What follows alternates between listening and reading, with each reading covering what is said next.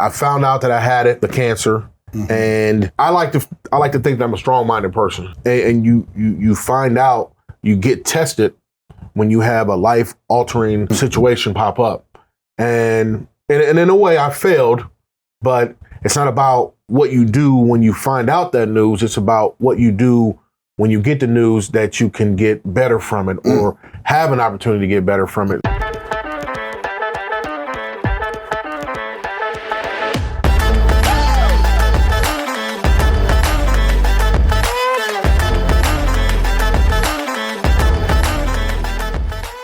What up, everybody? Welcome back to One-on-One with Juan. Obviously, I'm your host, Juan Duarte. I appreciate you guys tuning in, checking us out. I have a really cool guest here with us today. As you guys know, the One-on-One segment is just a really quick chop session with me and people from the community, people that I admire, respect, which is everybody, obviously. But we're just going to try to jump into a quick conversation, hop into some things that hopefully will relate to some of our viewers, some of our listeners, and just open up the conversation to see who can relate, and maybe you guys can shoot us some comments in the comment section and just discuss it further at some point. With that being said, I got my man here, Coach, Mr. Troy Miller. Yes, sir. How we doing, brother? Good. What's up, Juan? Oh, man, I'm chilling, bro. Good, chilling. Good. I'm chilling. So, appreciate you having me. Of course, man. Of course. How you doing today? I'm doing well. Doing well. Thank you. Yeah. Man, dude, as I said on leading up into the conversation, we just try to jump right into some things. We try to keep the time between 7 and 10 minutes and just really get moving quick. And, you're first and foremost, man, your energy and who you are is such a positive force in the world, man. The individual that you are, the man that you are, the human that you are is constantly looking for ways to support other people, to lift other people up and to support people. And I think something that, from the outside looking in, I don't know if anybody would really recognize, that you've gone through what you've gone through or are still going through what you're going through, which is, a battle with cancer. Right. Recently you just had a biopsy and you found out that you have another mass. Correct. And I remember you coming back, though, after the biopsy and saying, they found another mass potentially. I'm not sure. I'm not going to jump to conclusions.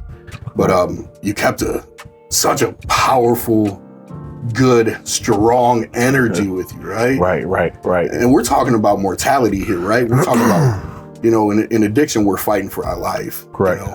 No matter what. But also, very similarly, but a little bit more condensed maybe, is, the battle with cancer, which is, you're dealing with two very sharp opponents. How are you dealing with that? Like, what's it like to be you dealing with what you deal with? Well, first and foremost, none of it's possible without my Lord and Savior, Jesus Christ. So I leave everything into his hands and I allow him to lead me and to guide my steps. I think I heard it first somewhere up here in Toledo. I'm just living life on life's terms. And it's kind of always stuck with me because not only have I been going through that, plus the addiction, I just focus on what I've come from and come through and what I'm dealing with on a day-to-day basis to get me through. I don't allow anything to suppress me or to keep me down, because at the end of the day, if I allow that to stop what I'm trying to accomplish or what I'm doing in my life right now, I'm not going to get to that point. No matter what. And so it's more important for me to focus on the positive, staying positive, trying to stay uplifting so that I can get through it and get forward and accomplishing what I want to accomplish. And that's just enjoying life day to day and making sure that I have life in me that is positive and productive and constructive to anything that's going on, not only in my life, but I try to make it for my grandson and my children, as well as the people that are around me. Yeah, man, for sure, bro. You gotta respect that, man. I love that, dude. Thinking about, what you're going through with your whole process, though, right? Like there's reasons, right, that people have reasons, right? Right. Like, man, this girl broke up with me, you know what I mean? And I couldn't handle that, or circumstances came my way, and so I made a decision based off of those things, you know what I mean? Like, if there's a reason to like say, man, you know what, screw this, you know what I mean? But for you, do you feel like it does the opposite? Like, do you feel like time means something different to you? It does. And I definitely had a moment like that, but I can't, I've had so many setbacks that I can't allow it to affect me like that. I have to look for the better part of it. Yeah. And that's staying focused and positive. Yeah. And just whatever is trying to suppress me or be negative around me or in me, I'm just not going to allow it. I'm just going to continue to fight it and throw off all positive aspects so that it doesn't allow anything to hold me back. So yeah. Dude, it makes me think, you know, for me, I feel like I have a very close relationship with my life and the time too. You know, time is constantly a part of who I am in my process, and I think in a narrative, and it helps me thinking into this narrative of to be sentimental, to be intentional, right? I constantly think like, you know, what happens if I do pass away, you know, or when that happens, if it happens sooner rather than later. Even later, right? Like, what do I want to fill my time with? Like the dash, you know? And like that stuff, like, you know, I think about like, what am I going to miss? What am I really going to miss? What do I really value about life? Right. You know, like I'm going to miss my son laughing, you know, and I think about it because I'm like, I came from a place where I should be dead if life was fair. Correct. I should be dead if it was fair. All intents and purposes. Right? Yeah, right. And so like those are things that drive me, you know, family, friends, leaving an impact on the community and people around me. Like, what do you feel you want your legacy to be? That I was selfless, that I stayed on the positive end of the spectrum. Even though I've had those things, I didn't allow it to affect me in a negative way. So selfless, positive, loving, caring, and funny. Yeah. Oh man, you're all three of those, bro. You're all three of those. Man, I try to be. No, man, you're doing a good job with all of those, bro. You know, kind of thinking about, you know, you were talking about your faith, you know, when I introduced you, and you said allowing God to direct my steps and guide my steps. You know, for you, you know, thinking about that, like faith is such a huge component for me. It's everything, right? Right. It's everything. It's my foundation. It's what I operate from. But when you say, you know, allowing God to guide my steps, like, in what ways do you feel like you can convey that happens? You know, I stay out of the way. There's always negatives and positive that come against you every day. And so you can see both coming, but we have a tendency to go with what feels the best. And a lot of times the negative feels the best because positive has some truth in it, and it stings a little bit. So we don't necessarily want to go that direction. That's where I find myself, is allowing things to hurt because I know the hurt is the truth. And then if I want something that feels good, I know it's probably not for me. So I allow the sting and the hurt because I know it's truth to lead me and direct me. Yeah, it's exposing something. It's exposing something. It's exposing what I used to do and what I used to be and what I used to think versus what I need to do, what I know of, and what I know to be truth. Right. So that's what I allow myself to be guided by. Oh, I love that, bro. I love that. You have to be. You have to be. Yeah. And man, you're not shy about trying to, you know, give that to other people too. You also, your name's Coach. Right. You know, we call you Coach around here. Right. For a reason, because you coach. Right. You know, I feel like you do that with the world, but one of your passions is coaching, and you coach kids basketball and you coach basketball in general. And you're really about that life. I am. I'm about that life. Yeah. What took you to coaching, and what do you feel like? Why coaching for you? It's joy.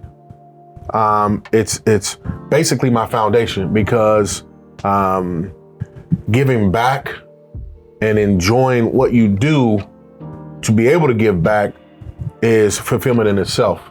So right now I'm currently refereeing little kids basketball because I don't have the opportunity to coach right now because of what I'm dealing with in my day-to-day life, and that's okay.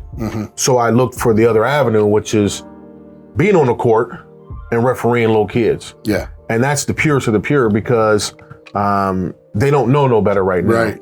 And so whatever I can give to them to help them further their knowledge or further their fun, their enjoyment out of doing it, that's what I do. Yeah. And so it brings me great joy to coach in an aspect of refereeing.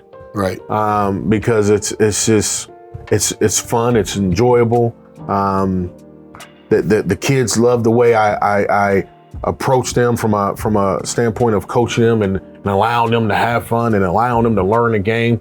That level is the purest. At the high school level, where I was a high school coach for 2 schools, that was more of the teaching and the development and the growth of young individuals. Now I coached boys and girls, but my varsity experience was at the girls level, and it's a great thing because they want to learn, and they're at a point where they're trusting you as an individual to give them the knowledge that they're looking for and that they want to gain. So any way that I can keep involved in that aspect of joy and enjoyment, I'm going to try to do it to my fullest. So, and then, like you said, I try to do that. I try to take those principles with coaching on a personal level and just in life, because we're dealing with so much here. Right. And I find out that a lot of us have a tendency to stay down and in the dumps and a lot. And it's like, if I can just, like they say, if I can just reach one person, I have an opportunity to uplift that person. And if it goes beyond one person, then thank God. If it doesn't, then I'm fulfilled with that point. Right. So thinking about the people that I'm obviously, we're here on this segment, and a lot of it is revolving around our recovery process. Correct. What are you, obviously a drug is a drug, right? Absolutely. But what did it look like for you? What drugs really crippled you? Trying, because you said, if I can reach one person, like looking at relatability for somebody, maybe they'll see this and be like, yo, like he was a coach, or he is a coach. What happened for you? So the whole downfall, or just a brief synopsis of, I found out that I had it, the cancer, and I like to think that I'm a strong-minded person. And you find out, you get tested when you have a life-altering situation pop up, and in a way I failed, but it's not about what you do when you find out that news. It's about what you do when you get the news that you can get better from it, or have an opportunity to get better from it. So I slipped into an addiction of using a drug, and because I thought, because my mother passed away when I was 19 in my arms from cancer, and then her mother passed away, her father passed away.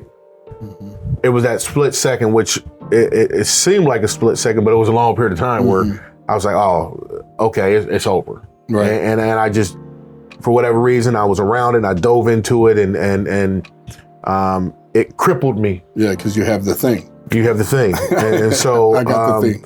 Yeah, and it got me, but I was fortunate to have some understanding people, family members, younger brother to be exact. Shout out to my young brother TJ. Shout out TJ.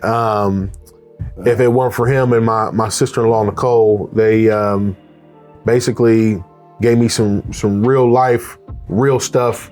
You know, hey, so we're not built that way, but okay, things happen, we understand, but this is how you're about to tackle it. And you know, I haven't been perfect with it, you know. Of course. Right. But again, it's not about how many times you fall, it's about how many times you can get up from the fall and carry on. So it got me down, and I'm in a much better place now with the people that I'm around now. You know, TR has been great. You've been great.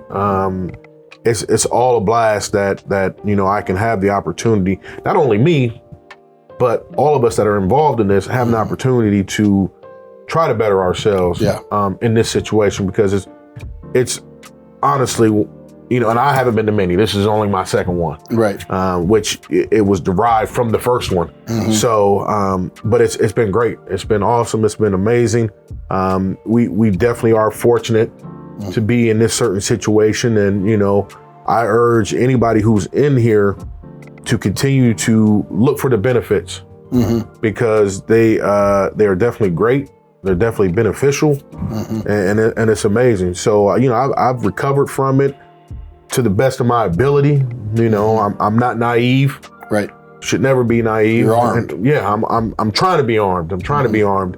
But it's been great so far. Yeah. Yeah. So, well, before we wrap it up, man, you know, just thinking about speaking one-on-one here to the camera, if you're thinking about that, the individual, the Troy, or the little girl that's out there, you know, that you were coaching somebody, you know, like, what is a message that you would like to give them? In my mind, it's like, right, I'm thinking about, you know, life's short. yes. Life's short, right? Yes. You know, what kind of message would you want to give? So my message would be, whatever you're dealing with, it doesn't matter what type of drug, like Juan said, a drug is a drug. Whatever you're dealing with, understand that there's opportunities to get out of it. Understand that there are people who are going to support you. There are people who are going to try to keep you down. But as an individual, if you do the best that you can to the best of your ability, mentally, physically, spiritually, emotionally, you can and you will get through it. It's not going to be easy, but nothing on this earth is supposed to be easy. So if you have the fortitude and the wherewithal to want better for yourself, strive to be better and continue to reach out. And there are people out there that help and who can and will help you as long as you allow yourself to be helped. Yeah. Man. So, all right. Yeah, man. So, you know, everybody out there, you know, made me think about something just now. I kind of live my days and my life off of, I look at the things I can't change and the things that I can change. And the things that I can't change are really important in directing my steps. You know, for me, my philosophy and what works well for me, and maybe it can work well for somebody else out there. You know, I found that I can't change my family. They're in me. They're biologically coded into me. The things and the people that I'm married to. I can't change God. I tried to change God a lot of times in my life, man. I tried really, really hard to change God, or my conception of God. And I can't change God, and I can't change time. I can't change those three things. And those three things right there are the things that I change for. You know, as I'm looking at my life and what I want to do and what I want to accomplish and who I want to be as I move forward, I want to be a man that changes so I can meet time where time's at, that changes so I can meet God where God's at, and changes so I can meet my family where my family's at. So when the time does come, I can look out and say that those three things are taken care of and I did my best. Amen. We appreciate you tuning in with us, man. It was such a blessing with you, brother, for real. Appreciate you. I'm so thankful for you again, man. So thankful for you, bro. You're the best, man. Yeah. I love you. So everybody out there, if you're watching, please go into the comment section, continue the conversation with us, pull Troy in to the conversation or tag him. If not, I'll tag him if you got any questions. We always can use encouragement, affirmations. Obviously, my man here is amazing. You know, give him some love. Continue to follow us on our socials. Tune back in with us on the next time. We appreciate you. We love you. Over and out, everybody.